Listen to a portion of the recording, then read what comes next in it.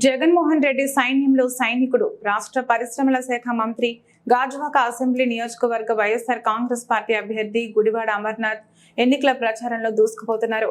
స్థానిక 76వ ward incharge దొడ్డి రమణ ఆధ్వర్యంలో హౌసింగ్ బోర్డు కాలనీలో గురువారం నిర్వహించిన ఎన్నికల ప్రచారంలో మహిళలు ఆయనకు నీరాజనాలు పలికారు. కనీవిని ఎరుగని రీతిలో మహిళలు వచ్చి అమర్నాథ్ కు జై కొడుతూ అలుపెరగక ఆయన వెంట నడిచారు.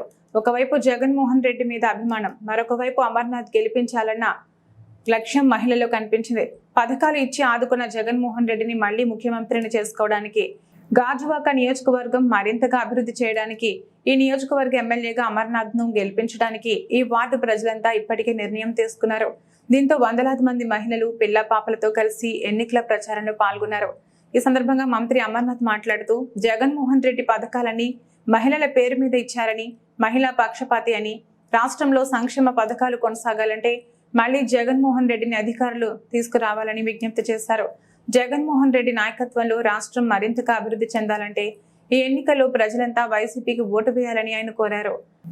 పేద బడుగు బలహీన వర్గాలను ఆర్థికంగా ఆదుకున్న జగన్మోహన్ రెడ్డికి ఓటేసి రుణం తీర్చుకోవాలని మంత్రి అమర్నాథ్ విజ్ఞప్తి చేశారు. తాను ఎన్నికల్లో గెలిపిస్తే గాజువాకను మరింతగా అభివృద్ధి చేస్తానని, మీ కష్ట సుఖాలను దగ్గరుండి చూసుకుంటానని హామీ ఇచ్చారు. పూర్తిగా స్థానికుడినైన తనను గెలిపిస్తే మీ సమస్యల సత్వర పరిష్కారానికి చర్యలు తీసుకుంటారని అమర్నాథ్ హామీ ఇచ్చారు. పెద్దలు నాగిరెడ్డి, చింతలపూడి వెంకటరామయ్య, మాజీ గాజువాక వైసీపీ ఇన్ఛార్జ్ తిప్పల దేవన్ రెడ్డి, మాజీ గాజువాక సమన్వయకర్త ఉరుకుటి చందులను కలుపుకుని అభివృద్ధికి బాటలు వేస్తామన్నారు. అలాగే పార్టీ కోసం కష్టపడిన వారికి సముచిత స్థానం కల్పిస్తామని చెప్పారు. గాజువాక నియోజకవర్గం ఇన్ఛార్జ్ దేవన్ రెడ్డి మాట్లాడుతూ జగన్మోహన్ రెడ్డి అవినీతికి తావులేని పాలన అందించారని అన్నారు. రాబోయే రోజుల్లో సుపరిపాలన కొనసాగాలంటే మళ్లీ జగన్మోహన్ రెడ్డిని మన ముఖ్యమంత్రిగా చేసుకోవాలని సూచించారు.